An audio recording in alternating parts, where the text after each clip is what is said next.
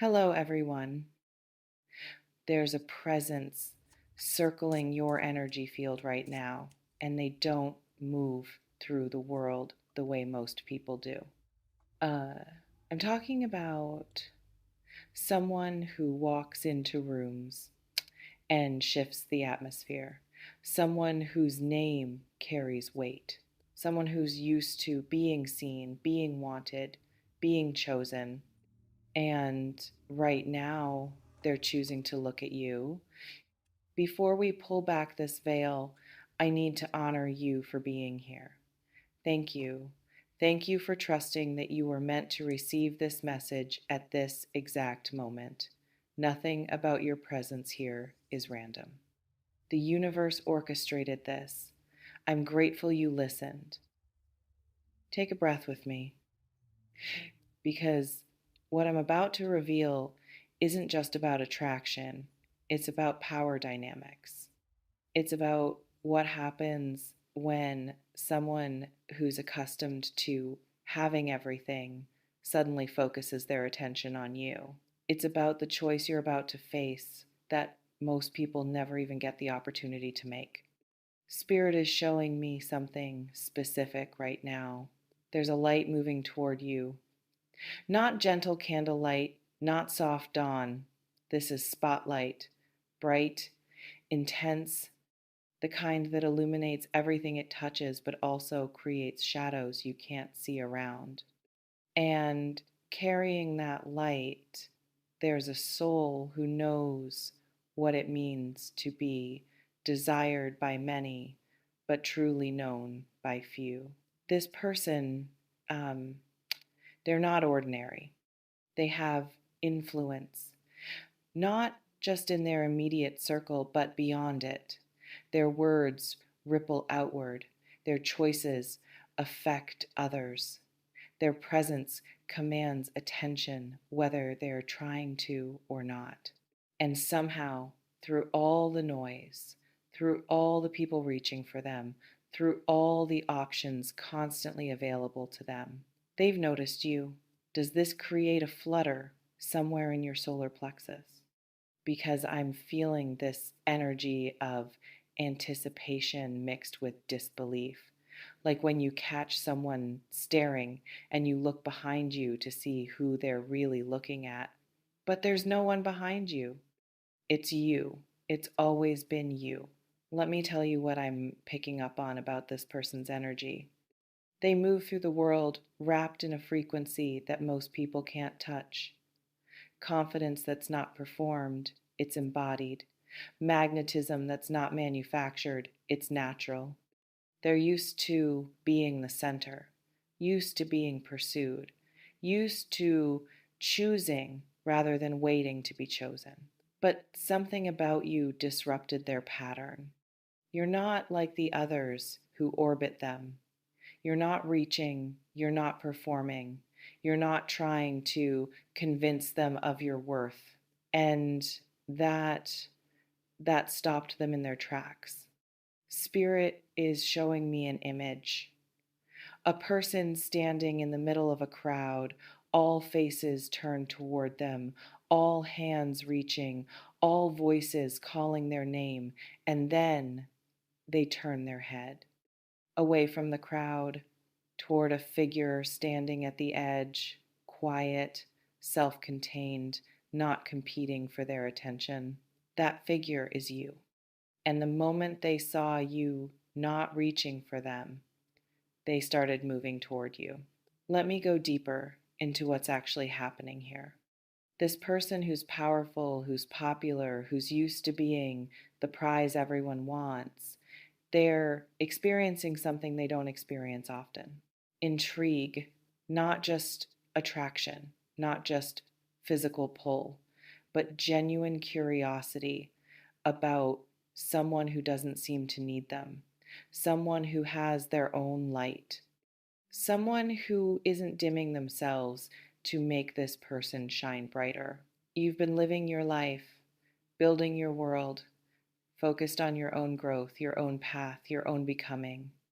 And in doing that, you've been emanating a frequency that's rare in their experience: self sufficiency, wholeness, the kind of energy that doesn't need validation from external sources to know it has value.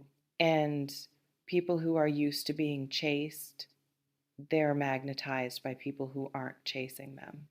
Does this resonate with something you've been sensing?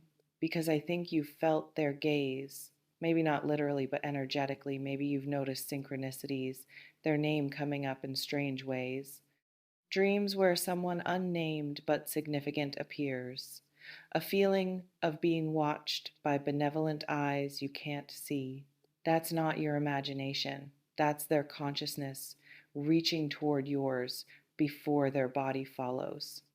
Now let me tell you what's coming. Spirit is showing me movement, deliberate, calculated. This person doesn't move impulsively. They're strategic. They're used to winning. And when they want something, they don't just stumble into it hoping for the best. They plan.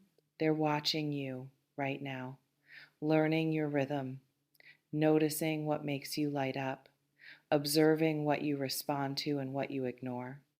They're studying you the way someone studies a language they're determined to master.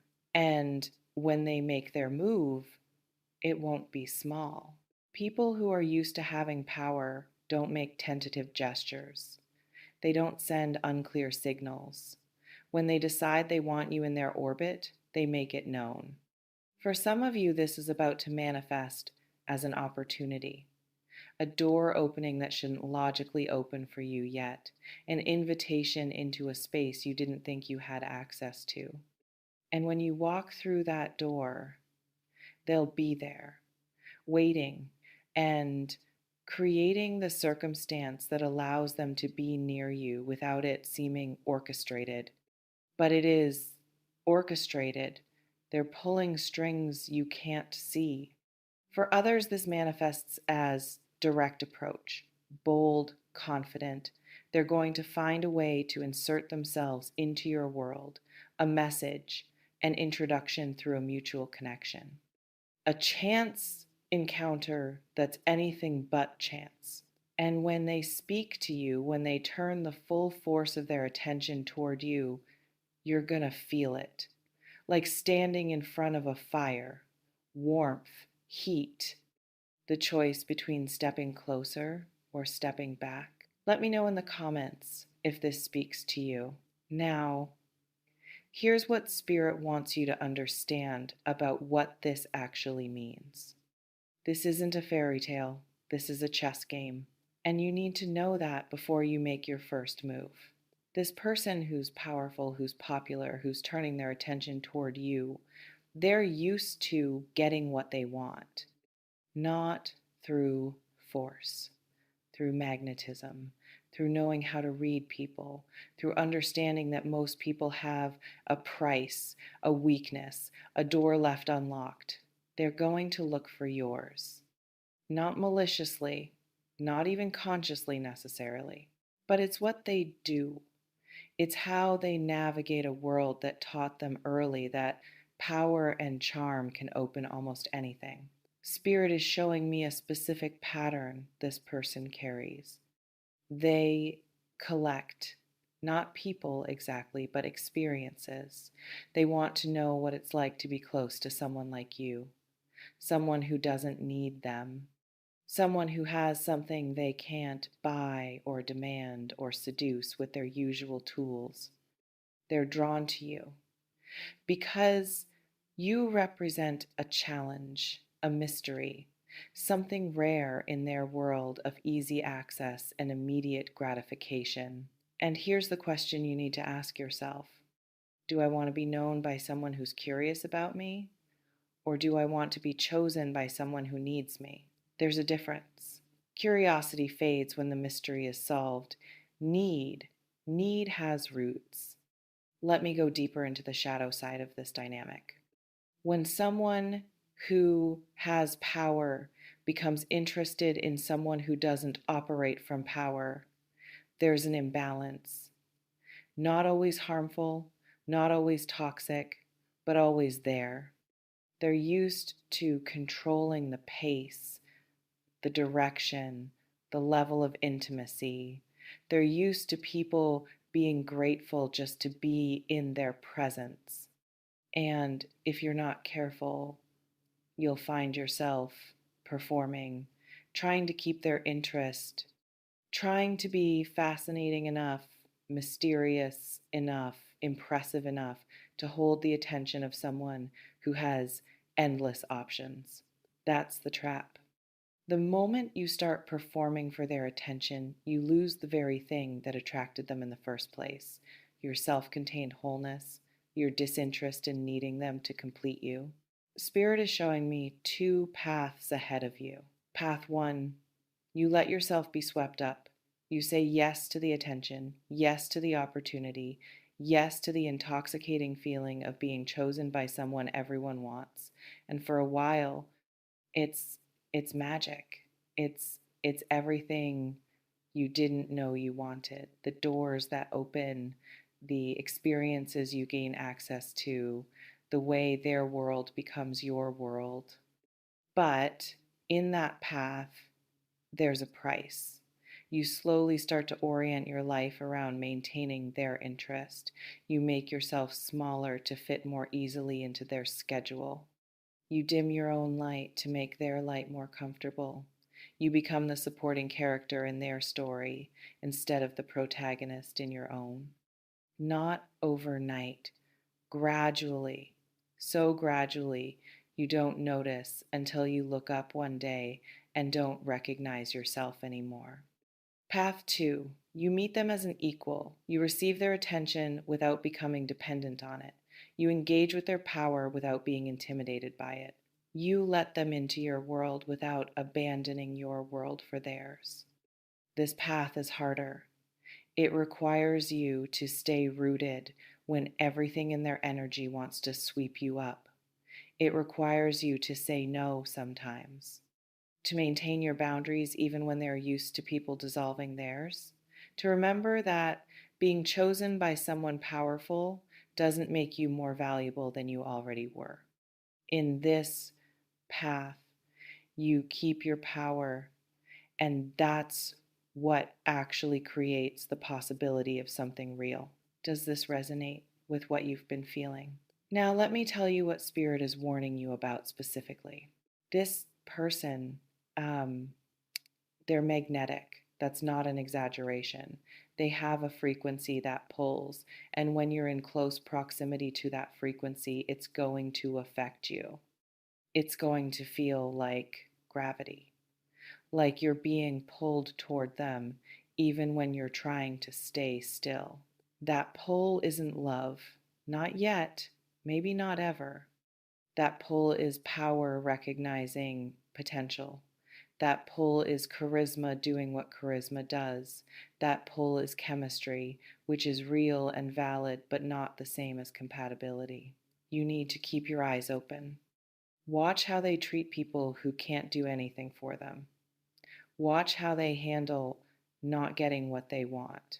Watch what happens when you set a boundary. Do they respect it, or do they find a way around it? Watch whether they're interested in who you actually are, or interested in who they imagine you to be. Do they ask you real questions? Do they listen to your answers?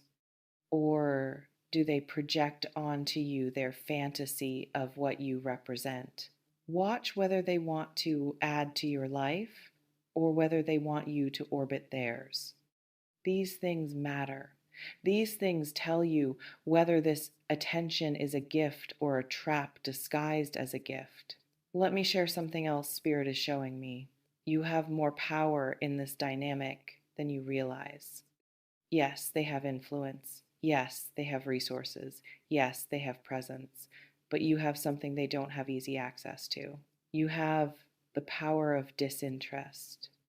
Not disinterest in them as a person, but disinterest in needing their validation, disinterest in changing yourself to keep them, disinterest in sacrificing your peace for proximity to their power.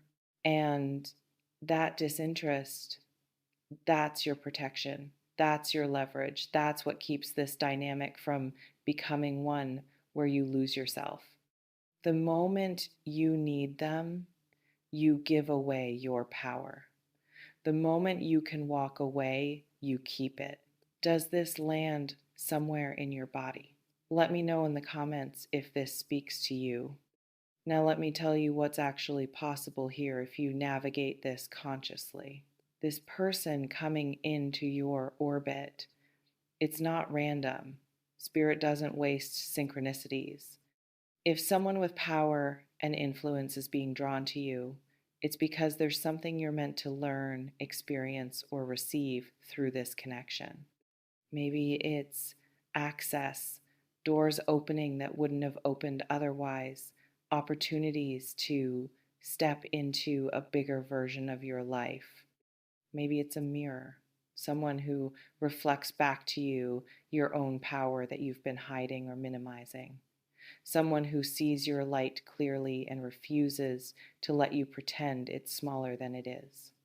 Maybe it's a catalyst, a connection that pushes you to grow, to claim more, to stop playing small in a world that's ready for the full expression of who you are. Or maybe it's actually love. Not the fairy tale kind, the real kind, where two people with their own power choose to build something together without one consuming the other. All of these are possible, but only if you stay awake, only if you keep your sovereignty, only if you refuse to disappear into someone else's story. So, as we close this reading, here's what I want to leave you with. Someone powerful and popular has their eyes on you. This is real. This is happening. And it's about to become visible in your physical reality if it hasn't already. But their attention doesn't define your worth. Their choice doesn't complete you. Their power doesn't make you more than you already are. You were whole before they noticed you. You'll be whole if they walk away. You'll be whole if you choose not to engage. The power is yours. It always has been. So when they move toward you, and they will, ask yourself, am I saying yes because this serves my highest good? Or am I saying yes because I'm flattered, because I'm curious, because I want to know what it feels like to be chosen by someone everyone wants? There's no wrong answer, but there is a conscious answer and an unconscious one. Choose consciously, move deliberately, keep your eyes open and your roots deep, and remember, you don't need to be impressive. You just need to be yourself, the real you, the one who was magnetic enough to catch their attention in the first place. That version of you is enough. That version of you is powerful. Don't lose her in the process.